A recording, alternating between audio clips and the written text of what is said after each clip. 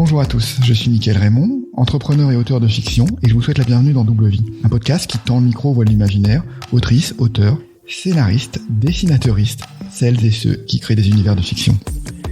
Aujourd'hui, j'accueille Guillaume Chamanadjian. Guillaume est auteur de fantasy, il a publié en 2021 le premier tome d'une double trilogie à 4 mains, Le sang de la cité, et publie bientôt, en 2022, la suite. C'est le deuxième pilier du cycle de la tour de garde, avec Claire Duvivier que j'ai interviewé récemment. Bonjour Guillaume, bienvenue. Bonjour Mickaël, merci beaucoup de m'avoir invité. C'est un vrai plaisir. Alors, tu es un jeune auteur, tu as publié un roman qui a reçu un très bon accueil, on peut le dire. Donc comment on gère la suite là? T'as pas un peu de pression pour le deuxième tome, ou comment t'es détendu, tu restes détendu? Non, j'ai beaucoup de pression en fait, parce qu'effectivement je m'attendais pas à ce que alors c'est vraiment très très chouette, parce que Le sang de la cité a été très très bien accueilli, puis par plein de types de publics différents, aussi bien des fans hardcore de fantasy que des gens qui en lisent un petit peu moins souvent. Il y a beaucoup d'attentes sur ce tome 2, j'avoue, oui, ça me met un petit peu la pression. Il y a toujours cette question, ce questionnement de est-ce que le texte va être à la hauteur? Oui, est-ce qu'on est capable de le refaire? C'est toujours ça c'est ça. La question. Est-ce que ça va être à la hauteur des attentes? Alors évidemment, mon éditeur me dit que oui, puisque bon, le tome oui, 2, oui. on l'a bouclé la semaine dernière. Le texte est définitif, il va partir en impression là sous peu. Donc mon éditeur me rassure tout le temps en me disant que bien sûr qu'il est à la hauteur, qu'il est même meilleur que le précédent. Mais enfin bon, quel éditeur ne dit pas ça?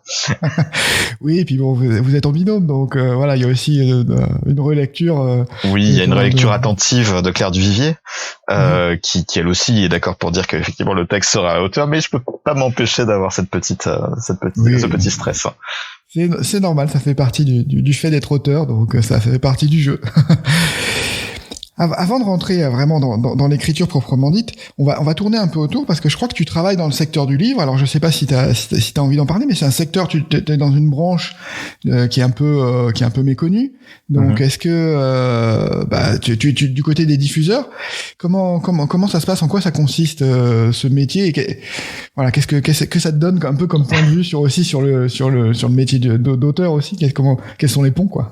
En fait, moi ça fait plus de 20 ans que je voulais travailler dans le livre, et j'ai fait des études qui allaient vraiment vers ça, qui étaient vraiment spécialisées sur les métiers de l'édition, la librairie. J'ai une petite expérience en tant que libraire aussi.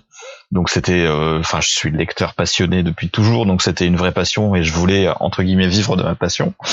J'ai réussi, ça c'est une chose. Alors je travaille aujourd'hui chez un diffuseur, comme tu disais. Un diffuseur, le métier c'est quoi? On est un intermédiaire commercial tout simplement entre les éditeurs et les libraires. Enfin, et quand je dis les libraires, c'est au sens large, c'est-à-dire aussi bien les libraires que les hypermarchés, que les Fnac, etc. Et notre métier, c'est tout simplement de vendre les bouquins que font paraître les auteurs à tous ces types de magasins. Et comme ça passe par des commerciaux, c'est des structures assez lourdes, donc c'est des très grosses structures. On a plus de 150 commerciaux, je crois. Et moi, je travaille un peu en back office, et je fais des études de marché. En fait, j'alimente les commerciaux et les libraires, etc., en études de marché, et particulièrement sur mes deux secteurs de cœur, entre guillemets, que sont la littérature et la bande dessinée. Et donc oui, j'ai cru comprendre que c'est un métier qui est important, dans le sens où si on est un petit éditeur, qu'on passe pas par un diffuseur, on a du mal à atteindre des librairies, en fait, c'est ça le... C'est difficile effectivement pour un petit éditeur sans diffuseur, tout simplement parce qu'il y a énormément de nouveautés qui paraissent par an dans le circuit, chez les éditeurs. On parle de 100 quelques mille nouveautés par an, donc je crois même qu'on approche des 200 000. Donc c'est énorme. Les libraires ont du mal à s'y retrouver. Donc effectivement, ils sont obligés de faire des choix. Et il y a des libraires militants qui font effectivement le choix de prendre des petits éditeurs autodiffusés chez eux. Mais il y en a beaucoup qui disent que non, ils ont déjà suffisamment à faire avec ce que présentent les diffuseurs. Donc c'est vrai que pour un petit éditeur qui n'est pas diffusé, c'est compliqué d'exister. Et donc toi, à côté études de marché, du coup, tu analyses, en fait, essaies de repérer les livres qui ont un potentiel, et qui ont et aussi la cible idéale pour le type de librairie, peut-être, ou ce genre de choses. Ouais, c'est ça en fait, c'est-à-dire on regarde un petit peu sur tous les tous les marchés différents. Donc moi je suis plus spécifiquement spécialisé sur la littérature, mais l'enjeu c'est de dire tiens, là il y a quelque chose en littérature qui fonctionne, peut-être qu'il faut comment est-ce qu'on peut faire en échangeant avec l'éditeur pour faire augmenter les ventes, faire augmenter l'audience, pour faire en sorte tout simplement que le livre touche son public. Et puis tout simplement ça passe par un ciblage des magasins dans lesquels on va mettre l'ouvrage. Un bouquin de littérature un peu pointu ou de sciences humaines un peu pointu, c'est sûr qu'on va pas le mettre dans un magasin Carrefour, ça n'a pas de sens. Oui, ok. Voilà. Et c'est plein de petits ajustements comme ça qui c'est vraiment très très intéressant le marché du livre. Et est-ce que ça te donne aussi une vision sur est-ce que ça te bride pas un peu, tu vois, être capable d'avoir une étude de marché en tant qu'auteur? Est-ce que après tu te dis pas, faudrait que j'écrive dans tel domaine ou telle chose? Non. Alors déjà parce que si je faisais ça, je connais l'état du marché de la fantaisie française, et si je m'étais écouté, jamais je n'aurais écrit de la fantaisie. Enfin, si j'avais écouté mon moi professionnel diffuseur, jamais je n'aurais fait ça. Non, je pense que c'est plutôt dans l'autre sens qu'il faut le regarder, c'est-à-dire que je suis passionné de livres d'abord, de littérature. Je pense que de toute façon, même si les marchés, les études de marché, ça donne une espèce de vision de ce que peut être le marché du livre à un moment T. La beauté de ce marché du livre, c'est qu'il évolue sans cesse, il se renouvelle tout le temps. Il y a toujours des trucs extraordinaires qui sortent. Moi, je prends toujours autant de plaisir en tant que lecteur sur tout un tas de choses.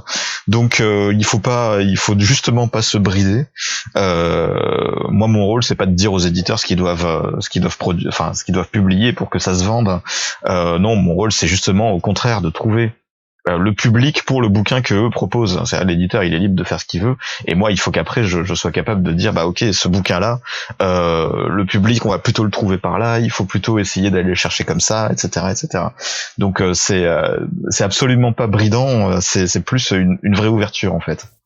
Ok, oui, c'est assez passionnant effectivement vu comme ça. Et puis si tu suivais le marché, t'aurais fait de la romance et voilà, c'est ça. ou du développement personnel. Bon, c'est pas du tout mon genre. Non, j'ai d'abord écrit parce que j'avais envie d'écrire tout simplement, et du coup j'ai écrit vraiment ce qui me plaisait. Ok. On va parler d'écriture du coup. Tu t'es lancé. Est-ce que tu t'es lancé récemment déjà? Est-ce que tu écrivais? Tu disais que tu étais un gros lecteur, mais est-ce qu'en même temps, pendant que tu lisais, pendant que tu absorbais cette matière, est-ce que tu avais commencé un peu à écrire il y a longtemps, ou est-ce que ça t'est venu là, avec ce premier ouvrage? En fait, j'écrivais quand moi, je pense que j'ai commencé à écrire quand je devais avoir 12 ou 13 ans. Ça n'avait absolument rien d'intéressant, il faut quand même le reconnaître. J'écrivais comme ça, sans forcément chercher à être publié à l'époque. Avec un copain, on faisait des scénarios de bande dessinée, des choses comme ça, qui étaient basées sur... c'était de la fanfic, tout simplement, qui était basée sur des univers de manga qui nous plaisaient. Et puis en fait, j'ai un peu arrêté quand j'ai commencé dans ma vie professionnelle, tout simplement. Et puis je m'y suis remis. C'était il y a combien de temps? C'était en 2016, dans ces eaux-là. Donc il y a 5-6 ans. Alors il y a un truc que j'ai jamais, c'est parce que je dis que j'avais arrêté, mais en réalité pas tout à fait. Ce que j'ai écrit en fait, mon activité créative, elle s'était un peu déportée entre guillemets sur le jeu de rôle pendant des années. C'est-à-dire qu'effectivement, j'ai plutôt que de prendre des scénarios qui étaient déjà tout faits pour du jeu de rôle, j'écrivais des scénarios que je faisais jouer en fait à mes joueurs. Et notamment, je pense qu'en fait, ça s'est fait un petit peu comme ça pendant 2-3 ans, à partir de 2013-2014, je m'étais lancé dans une espèce d'immense campagne, une espèce de défi personnel, ou une campagne au secret de la 7e mer, que j'écrivais en fait au fur et à mesure que je la faisais jouer. C'est-à-dire qu'à la fin de chaque séance, j'avais entre guillemets certains embranchements, et puis mes joueurs choisissaient la voie qu'ils voulaient prendre, et puis dans la semaine qui suivait, j'écrivais la suite en fonction de leur choix. Donc ça a été un défi que j'ai tenu quand même pendant un certain temps, qui a été assez intense. Et je pense que c'est quand j'ai terminé vraiment, quand on a terminé cette campagne, ça nous a pris un peu plus de 2 ans, que ça a commencé à me manquer entre guillemets, que je me suis dit il faut que je trouve quelque chose pour remplacer. Oui. Mais c'est intéressant le mode épisodique en fait. Ça crée une contrainte. Voilà, on doit s'appuyer sur ce qu'on a écrit avant. Et c'est là aussi où on apprend à Enfin, moi, j'ai fait un peu dans ma lettre hebdo, j'ai fait j'ai écrit des histoires, un peu des grosses nouvelles en épisodes, et on s'aperçoit que si on n'a pas mis suffisamment de matière et donné suffisamment d'énergie dans les premiers épisodes, on se retrouve vite. Ah oui, on se retrouve vite à court de jus. Ouais, essoufflé. Donc c'est assez intéressant pour ça. On apprend à placer des éléments qui pourront servir par la suite. Mm-hmm. Oui, donc tu avais déjà fait de la place et du temps, pour donner du temps pour l'écriture. Oui. Cette période-là, ouais. Mm-hmm. Okay. Comment est venue l'idée? Alors, tu es parti sur un projet donc super ambitieux, et j'imagine que tu t'es pas dit tiens on va faire 6 tomes à 4 mains comme ça. Comment est né le projet, comment est né l'idée? Enfin voilà, toi tu as écrit le sang de la cité, capitale du Sud. C'est le premier tome d'une trilogie donc qui est écrit avec Claire Duvivier, et vous alternez en fait, il y a un premier tome qui est sorti Capitale du Sud, il y a un premier tome qui est sorti Capitale du Nord. Tu vas bientôt sortir le tome 2 de Capitale du Sud où tu parles de la cité de Gémina. Mm-hmm. Comment c'est né tout ça? Parce que franchement ça fait rêver. Enfin déjà le concept fait rêver donc. En fait c'est né Claire. Donc avec Claire Duvivier, ça a mis très très longtemps à naître. Pour être honnête, avec Claire Duvivier, c'était en 2013 ou 2014. On a fait un voyage. On est parti en train faire une petite virée en Toscane. Et en fait, on a fait 2-3 villes comme ça. On était en itinérance. On s'est fait donc Florence, évidemment, Lucques, et puis on a passé 2-3 jours à Sienne. Et en fait, on est vraiment tombé, mais vraiment amoureux de cette ville. C'est-à-dire que au-delà du côté culturel, etc., c'est une ville où déjà où il y a des vrais habitants, enfin qui vit tout le temps. C'est une ville et puis en fait c'est une ville de fantaisie tout simplement. C'est-à-dire que c'est une ville qui est découpée en quartiers où chaque quartier a son animal emblématique. Donc il y a un quartier de la tortue, il y a un quartier du dauphin, etc.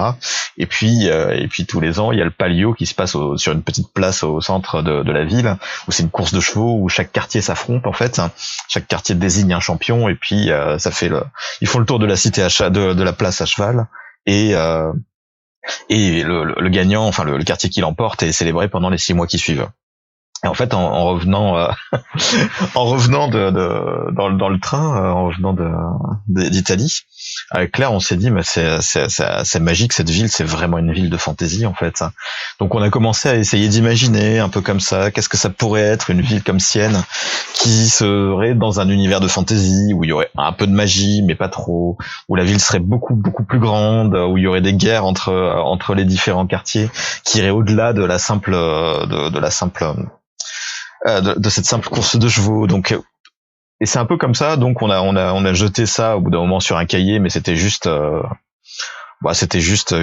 exercice, un jeu un peu entre nous. On faisait ça parce que à la fois Claire et moi on était tous les deux passionnés par ce qu'on avait vu, qu'on est tous les deux des gens un peu créatifs, et donc du coup on s'est dit allez on jette ça sur le carnet, et puis on en fera probablement rien, mais en tout cas on part là-dessus. Puis des années après, on a eu la même type d'expérience avec Amsterdam. On est allé en train à Amsterdam, on s'est fait 3 jours, et puis pareil, on est tombé amoureux de la ville, on s'est baladé tout le temps. Enfin, c'est une ville extraordinaire aussi. Donc, et en revenant dans le train, pareil, on a rejeté quelques notes sur le carnet, et puis c'est resté là pendant encore 1 ou 2 ans. Et en fait, c'est un été un peu par désœuvrement, et puis un peu parce que moi, comme je disais, j'étais dans ce manque d'écriture, dans ce besoin de poser quelque chose sur le papier. Où on s'est dit bon allez on se lance, et puis c'est là qu'on a vraiment posé le cadre en disant les 2 villes qu'on a un peu imaginées, on va écrire dessus, et puis ce sera un roman, parce que la question s'était posée de le faire sur un jeu de rôle, de le faire sur un jeu vidéo avec RPG Maker, enfin donc c'est comme c'était que des idées, ça pouvait prendre n'importe quelle forme. Et puis à partir du moment où on a décidé que ce serait un roman, on s'y est mis tous les deux, on s'est partagé les tâches. Et puis voilà, c'est allé comme ça un peu de fil en aiguille. On se faisait lire chacun nos chapitres régulièrement, et au final on a accouché de 2 histoires qu'on a ensuite découpées pour en faire des trilogies. Ok. Donc quand vous vous êtes lancé, vous aviez déjà la trame narrative qui vous permettait de savoir où vous alliez. Oui, on savait pas comment ça se terminait, mais on savait où on allait. On avait l'équivalent de l'histoire sur les 2 premiers tomes de chaque trilogie. Donc on a beaucoup écrit, en fait, on a vraiment beaucoup produit de texte assez rapidement, et c'est à partir de là que donc on savait ensuite comment à peu près on voulait terminer, mais on savait pas en combien de temps on allait le faire. Est-ce qu'il nous faudrait un volume de plus chacun ou 3 volumes de plus chacun? Et puis on s'est dit que non, il fallait pour que ce soit cohérent et qu'on n'ait pas l'impression de tirer à la ligne, il fallait que ça reste 2 trilogies. Comment ça s'est fait naturellement, le fait de se dire on va chacun prendre une ville, en fait, parce que vous auriez pu faire une histoire un peu plus croisée ou des personnages qui évoluent. Comment? Non, ça s'est fait en y réfléchissant beaucoup. Ça s'est pas fait si naturellement que ça. Parce qu'on a évidemment on a envisagé plein de possibilités différentes, que chacun écrive un chapitre de chaque cité. On a même envisagé un moment de dire ok, Claire elle va s'occuper du Nord et moi du Sud, mais on va intercaler les chapitres, c'est-à-dire faire chapitre 1 de Capitale du Nord puis chapitre 1 de Capitale du Sud. Enfin on a croisé tout ça, et puis en fait on s'est dit que ce serait beaucoup plus cohérent et beaucoup plus intéressant à lire pour un lecteur aussi, il faut le dire, si chaque ville était portée vraiment par un seul narrateur, que chaque narrateur était porté par un auteur. Et du coup, c'est là où on a dit ok, on fait vraiment chacun sa trilogie, et on sort à tour de rôle, ce qui nous a permis aussi de dire en fait le fait de chacun jouer entre guillemets son roman, moi tous les mois d'avril et Claire tous les mois d'octobre, ça fait un peu comme si on était sur une partie de tour de garde, donc la tour de garde étant un jeu inspiré des échecs qu'il y a dans le roman. Donc, on joue chacun à tour de rôle. Bon c'est très bien, et puis en plus ça vous permet aussi d'avoir de développer chacun votre style, en fait, et à la fois de développer notre style, et puis soyons honnêtes, on n'a pas du tout les mêmes manières de travailler avec Claire. Claire, elle se met devant son ordinateur, elle travaille très très vite, elle écrit vraiment énormément, puis ensuite elle retravaille beaucoup, elle revient en arrière. Moi j'ai plutôt tendance à m'abîmer dans un canapé ou à faire des longues balades à pied dans le quartier pour structurer mon récit. Je peux ne rien écrire pendant 15 jours et puis ensuite me poser devant mon écran et puis là taper en un week-end un chapitre complet. Ce sont des longs chapitres. Et donc du coup ça collait pas, entre guillemets, de travailler vraiment trop ensemble. Il fallait qu'on le fasse un peu chacun de notre côté, sinon on aurait fini par se taper dessus. Toi, tu as plutôt, je crois que ton inspiration, c'est plutôt les romans d'aventure. J'ai vu que tu citais Alexandre Dumas comme inspiration pour cette trilogie-là. Est-ce que t'as d'autres inspirations? Comment t'as toi imaginé le scénario de cette partie-là, en fait, cette construction? En fait, je voulais effectivement le côté Alexandre Dumas, c'était ce que je voulais dès le début, que ce soit une espèce de roman de KPDP avec du panache, avec des courses-poursuites, etc. Je voulais que ce soit un roman d'aventure, avec un petit peu de fantaisie, évidemment, un petit peu de fantastique au sein de l'univers, parce que pour moi c'est une espèce d'hommage déjà. J'ai dû lire à peu près tout Alexandre Dumas dans la bibliothèque de mes parents quand j'étais gamin, donc c'était important pour moi aussi. Alors après je lis énormément d'autres choses aussi, donc les inspirations viennent un peu au fur et à mesure. Je suis très très fan d'Umberto Eco aussi. J'adore Le Nom de la Rose, Le Pendule de Foucault, Le Cimetière de Prague. Enfin, ce sont des romans cultes, absolument cultes pour moi. Il y a une histoire de symbolique, un humour, enfin une finesse dont je suis absolument fan. Et je voulais qu'il y ait un petit peu ce petit côté dedans qui soit à la fois épique mais un peu ironique, un peu drôle, jamais prendre les héros au sérieux. Enfin, donc voilà, c'est un peu toutes ces inspirations là. Et puis je lis beaucoup de BD, je lis pas mal de mangas aussi, donc tout ça peut infuser aussi la trilogie Capitale du Sud. dans cette dans ta partie, tu suis un héros qui s'appelle Nox, un protagoniste, voilà, qui du coup a une relation particulière avec la ville. Alors la ville, je crois que tu la traites comme si c'était un personnage en fait qui avait une vie, une vie propre. Et du coup, lui, il se balade dans la ville. Enfin, il la connaît, quoi. Il y a une espèce d'échange entre le protagoniste ou un balai, je sais pas comment dire, entre le. Ouais, c'est une fusion, une synergie. En fait, ce qu'on voulait surtout, c'était que, et c'est aussi le cas pour Capitale du Nord de Claire Duvivier, c'était que en fait, chaque narrateur soit vraiment à la fois une incarnation et une émanation de sa ville. Et du coup, donc, la narratrice de Capitale du Nord, Amalia, c'est quelqu'un d'extrêmement droit, qui reste, qui est loin d'être une imbécile, bien sûr, mais qui obéit aux règles extrêmement strictes que sous-tend une cité comme celle de De Haven. Et côté Gemina, c'est une cité du sud extraordinairement chaotique, bruyante, très très humaine, et il fallait que le personnage le reflète aussi, enfin qu'il soit aussi lumineux entre guillemets que sa ville, et quelque part aussi un peu chaotique. Donc du coup ça, et puis il y a aussi tout cet aspect culturel entre guillemets de la ville que j'essaye de faire transparaître à la fois dans la poétique et dans la nourriture, et ce qui fait que évidemment Nox est à la fois un peu poète et puis commis d'épicerie, travail pas forcément littéraire entre guillemets, mais qui permettait à la fois de parler de bouffe et du coup de parler de cette culture à hauteur de pavé entre guillemets de la cité de Gemina. Et puis de faire en sorte qu'il parcourt la ville en long, en large et en travers pour aller livrer des pâtisseries, de la charcuterie, du vin, etc. Donc c'est en ça entre guillemets cette espèce de niveau où Nox est vraiment à la fois fait corps avec sa propre ville et puis en est une espèce de symbole et de représentation qu'on voulait en tout cas pour chacune des cités. Et évidemment, on parle des villes quelque part avant de parler des narrateurs. Oui, bien sûr. Et du coup, t'as un plan, donc t'as un plan de la ville. Comment tu t'es projeté? Tu as imaginé cette ville dans les détails? Comment ça s'est passé? Alors, je l'ai pas imaginé dans les détails. J'ai imaginé les grandes lignes entre guillemets de à quoi elle allait ressembler. Pour moi, elle allait ressembler à une scène de théâtre en fait. C'est un amphithéâtre avec le, je sais pas si je peux montrer à la caméra la carte entre guillemets. Moi je vais la voir mais ce sera pas mais... Ouais.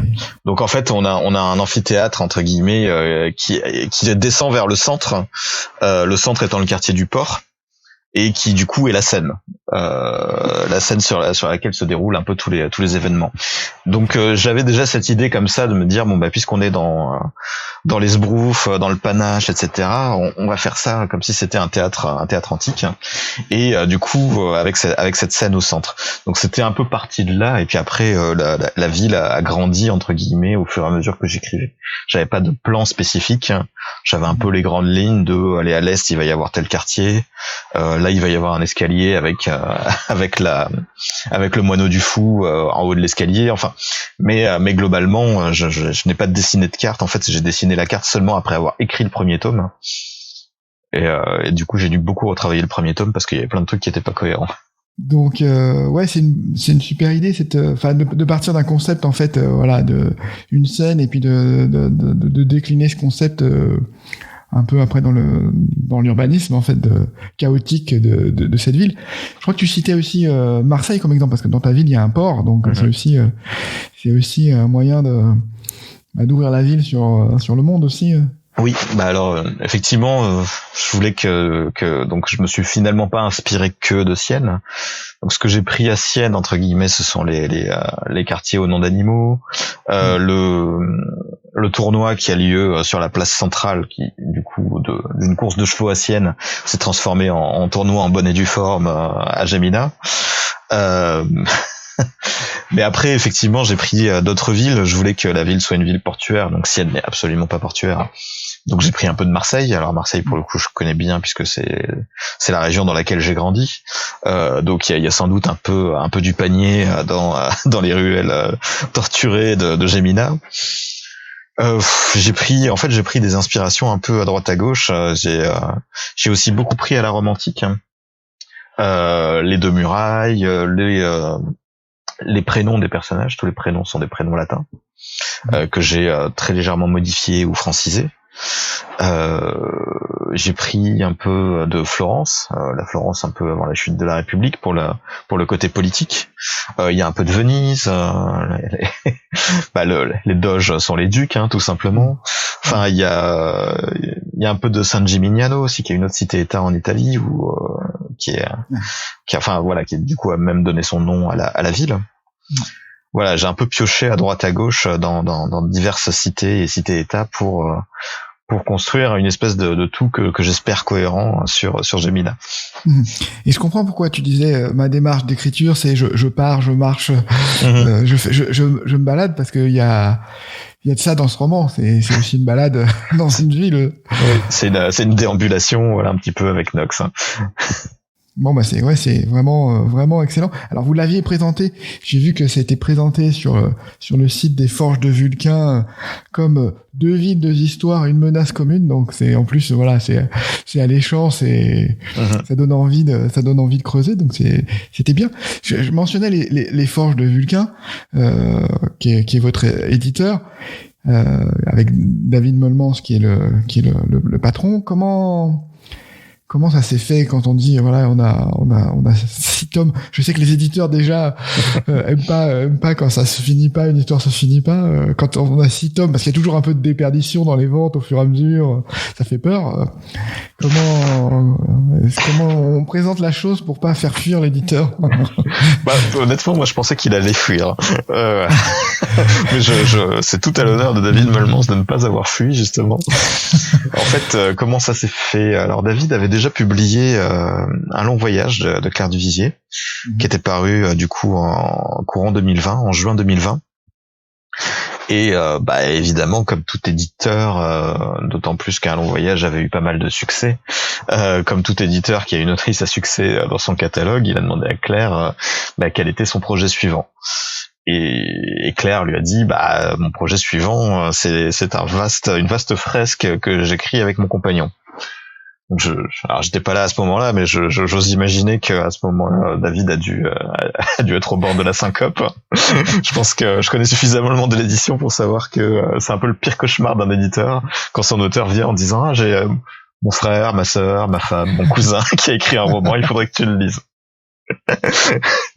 Donc non seulement on lui a présenté ça, mais en plus on lui a dit on sait pas encore en combien de tomes ça va être,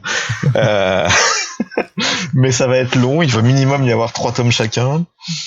Et honnêtement, je m'attendais à ce que ils nous disent il se sentait pas de le faire, que c'était trop que c'était un peu trop lourd pour une maison, pour une structure éditoriale de la taille des Forges de Vulcain. Mais en fait, David a adoré les 2 textes, que ce soit celui de Claire ou le mien. Il nous a répondu même très très vite. C'était assez étonnant. Et du coup, on s'est lancé dans cette aventure avec lui. Ça a aidé peut-être aussi de savoir que vous étiez, donc là, vous aviez les 2 premiers tomes et l'idée pour la suite. J'imagine que ça conforte pour la suite de savoir que voilà, il y a un débouché. Oui, je pense que David était rassuré déjà d'une part parce qu'il avait moi je le connaissais un petit peu, mais pas tant que ça. Mais il avait une confiance très très forte en Claire Duvivier. Donc je pense qu'il y a ce côté où il s'est dit non, mais si Claire Duvivier m'a proposé le projet, c'est que ça va être sérieux du début jusqu'à la fin. Il y a le fait que effectivement on est arrivé avec un texte qui était loin d'être définitif, bien sûr, mais qui couvrait les 2 premiers tomes de chaque trilogie. Donc, ce qui permettait de le rassurer en lui disant que, écoute, on a déjà 4 romans qui sont quasi faits, entre guillemets. Il faut les retravailler un peu, mais en réalité, l'histoire, elle est quasi faite. On lui a dit aussi très vite qu'on allait terminer avec un seul roman suivant, donc qu'il nous suffisait de l'écrire et qu'on avait amplement le temps entre la parution du premier tome de Capitale du Sud pour travailler le texte et finir l'histoire. Je pense qu'il y a beaucoup il y a beaucoup d'exemples dans l'univers de la fantasy et de l'imaginaire de cycles qui ne se sont jamais terminés. Il y a des traumatismes chez les lecteurs. Et c'était quelque chose qu'on voulait éviter.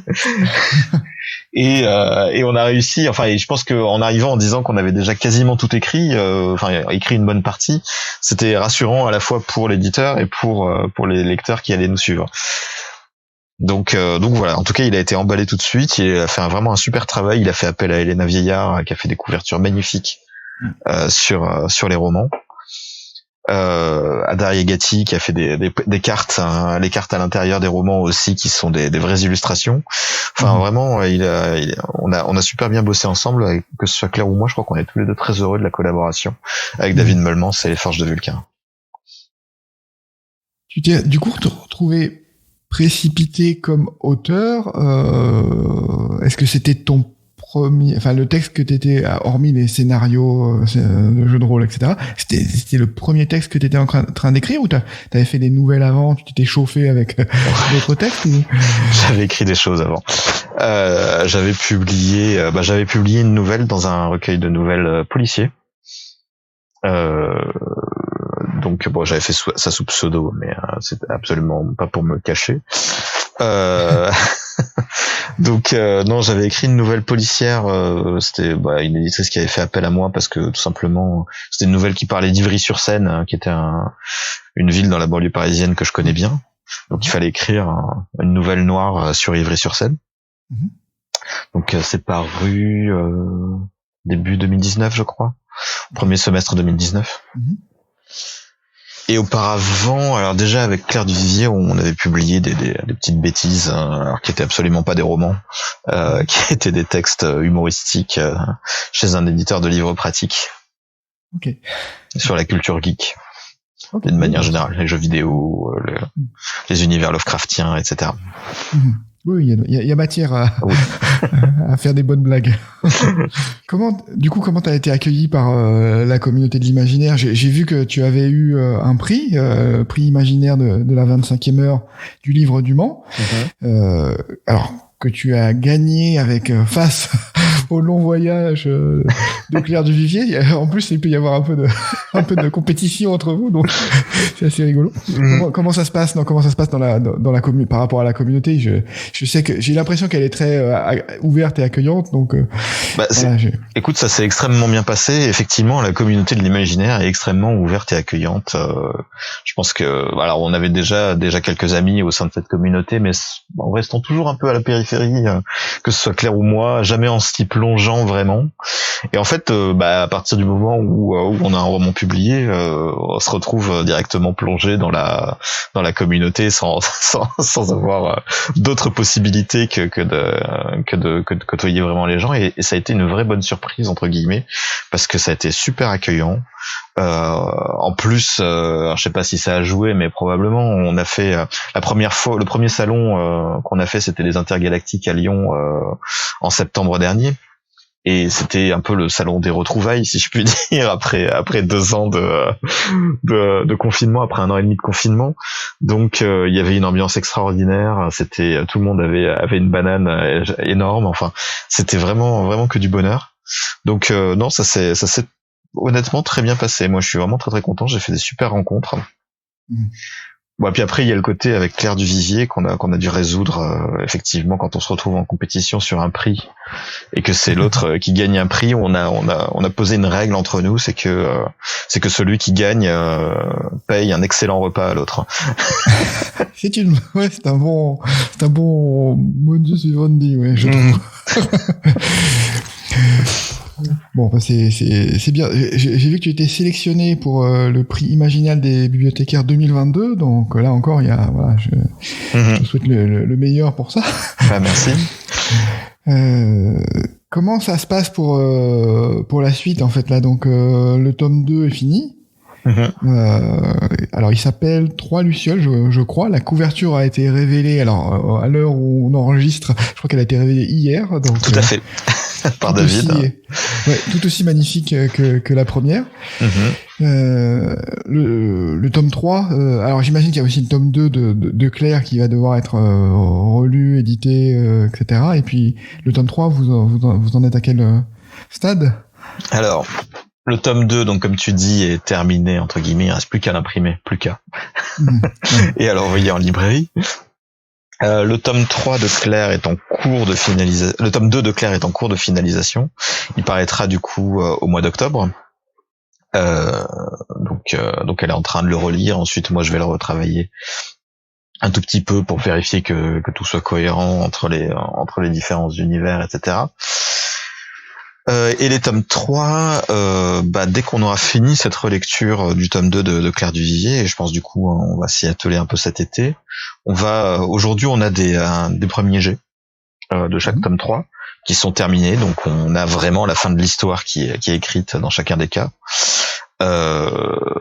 Par contre, effectivement, cet tome 3 nécessite pas mal de retravail, parce que la petite difficulté qu'on s'est posée avec Claire, c'est que dans les tomes 3, les intrigues se rejoignent beaucoup plus. Il y a beaucoup plus d'intrications entre Capitale du Nord et Capitale du Sud, et du coup, il faut s'assurer que tout soit parfaitement cohérent. Que ce soit les personnages, les événements, une frise chronologique, etc., etc. Donc il faut à la fois que ce soit cohérent et à la fois que ça reste intéressant, parce qu'on veut pas que en lisant un des romans, en lisant le Capitale du Nord 3 puis après Capitale du Sud 3, ce soit redondant dans l'histoire. Donc il faut il y a tout un tas de petits ajustements à faire auxquels on va probablement s'atteler cet été, et puis on a encore un peu de temps puisque le tome 3 du coup paraîtra en avril 2023 pour Capitale du Sud et en octobre 2023 pour Capitale du Nord. Oui, donc c'est quand même une étape fascinante, parce que c'est là où à la fois les histoires se rejoignent, à la fois vous avez eu aussi le temps de préparer ça, en fait, de laisser cette convergence s'établir. Donc voilà, je trouve que ça doit être ultra satisfaisant d'arriver à ce tome 3, en fait, où le pulse se termine et tout s'imbrique. C'est satisfaisant, et en même temps c'est extrêmement frustrant, parce que nous on connaît la fin et on a envie de la faire découvrir. Oui. Et du coup, on sait qu'il va falloir attendre quand même encore un petit peu pour pouvoir en parler. Oui, ce côté-là, oui, vous êtes lancé dans un projet, sur plusieurs années, du coup, donc c'est quelque chose d'extrêmement long. Mais enfin, vous en voyez le bout, parce que finalement, 3 ans pour 6 tomes, c'est quand même, c'est pas mal, quand même. Ouais, c'est vrai que c'est pas mal. C'est vrai que finalement, ça va quand même assez vite, et puis je me mets à la place du lecteur aussi, qui a pas envie à chaque fois d'attendre 1 an ou 2 ans ou 6 ans dans le cas de certains best-sellers américains pour connaître la suite de son histoire. Oui, il y a un rythme soutenu, donc c'est bien. Tu disais que tu avais écrit dans un autre genre, le policier. Est-ce que dans tes projets, une fois que vous aurez mis la dernière touche sur cette double trilogie, est-ce que toi tu as envie de te lancer dans d'essayer à d'autres genres que la fantasy? Est-ce qu'il y a d'autres genres qui te passionnent? Alors, oui. En fait, mon problème, c'est que je suis passionné un peu par tous les genres de littérature. C'est un peu mon problème aussi, qui fait que je suis spécialiste de rien, en fait. Je me sens pas comme légitime pour être un spécialiste de la fantasy. Je suis aussi un très gros lecteur. Alors, je suis un très gros lecteur d'imaginaire d'une manière générale, mais de fantastique beaucoup, de science-fiction énormément. Je lis un petit peu, je lis aussi du polar, je lis aussi beaucoup de littérature qu'on appelle blanche, entre guillemets, même si le genre, le terme est pas forcément heureux. Après, je pense que dans tous les cas, je resterai sur une veine imaginaire. Maintenant, à savoir si je vais rester sur de la fantasy ou si je vais faire plutôt des incursions dans la littérature fantastique, j'avoue, je ne sais pas encore. Oui, le fantastique, il y a des belles choses à faire également. J'avais interviewé Mélanie Fazi, qui fait pas mal de choses dans ce domaine. Estelle Faye aussi, et écrit aussi dans ce genre en même temps que dans la fantasy. Donc, il y a il y a des moyens d'écrire dans ces dans ces genres et des passerelles en fait. Oui, je pense. Très cousin. Oui, je pense. Puis après moi, je viens de terminer Notre part de nuit de Mariana Enriquez aux éditions du Sous-sol, qui est un bouquin vraiment exceptionnel, qui est un roman fantastique en fait. On dirait du Stephen King avec un fond un peu historique. Enfin, c'est vraiment extraordinaire. Et je pense que j'adorerais faire quelque chose un peu comme ça. Oui, on a tous des romans qu'on termine en disant j'aurais bien aimé écrire celui-là. Bon bah écoute, c'est bien, je crois qu'on a un peu fait le tour de ton actualité. On a parlé de jeux de rôle quand même à un moment dans tes influences majeures. Est-ce que le jeu vidéo, ça a été aussi quelque chose qui t'a inspiré dans la création de cet univers? Alors oui, très probablement. Alors, d'une manière générale, je suis un gros joueur de jeux vidéo. Évidemment, j'aime beaucoup ça. J'aime bien les jeux qui sont très narratifs, qui racontent une histoire. Enfin, j'aime être ébloui devant une histoire. Je suis en train de me refaire The Witcher 3, qui est pour moi un modèle du genre, à la fois jeu d'un point de vue gameplay et puis d'un point de vue histoire, qualité d'écriture. Des jeux vidéo, il y en a beaucoup qui m'ont marqué dans ma vie. Est-ce qu'il y en a un qui a plus marqué la tour de garde? Je dirais que oui. Mais alors c'est un peu tordu comme raisonnement. Je pense que celui qui paradoxalement a un peu le plus inspiré la tour de garde, c'est une série de jeux vidéo des années 90 qui s'appelle Suikoden, qui est un jeu vidéo japonais, un RPG japonais en fait, où il y a plein de personnages en fait, où on peut recruter 108 personnages très exactement. C'est un jeu vidéo qui est inspiré du roman Au bord de l'eau, qui est un classique de la littérature chinoise, et où effectivement ces 108 personnages se retrouvent dans un camp et font une communauté ensemble en fait, et chaque personnage secondaire a entre guillemets ses spécificités. Et je pense que c'est un peu de là, quand je disais tout à l'heure, on avait moi à un moment j'avais même envisagé de faire de la tour de garde un jeu vidéo sur RPG Maker. C'était plutôt dans ce type d'inspiration là. Ok. Donc ouais, je connaissais pas. Je vais aller voir je vais rechercher un peu ce que c'était ce jeu. Ouais, je te souhaite d'être adapté comme The Witcher. On en est loin encore, mais je pense. Ouais, il y a toujours moyen de faire des belles adaptations à partir de romans. C'était un plaisir de pouvoir échanger avec toi, Guillaume. Je suis impatient d'attendre. Enfin, je suis en attente de la suite de la tour de garde. Donc, c'est à quelle date exactement? Avril, c'est ça? Le 8 avril. Le 8 avril, bon voilà, rendez-vous le 8 avril. Tu avais bien été poussé, je me souviens que le libraire qui est juste à côté de chez moi, à côté de mon bureau aussi, la Dimension Fantastique à Paris, je crois que vous avez déjà dédicacé. Oui, on a dédicacé.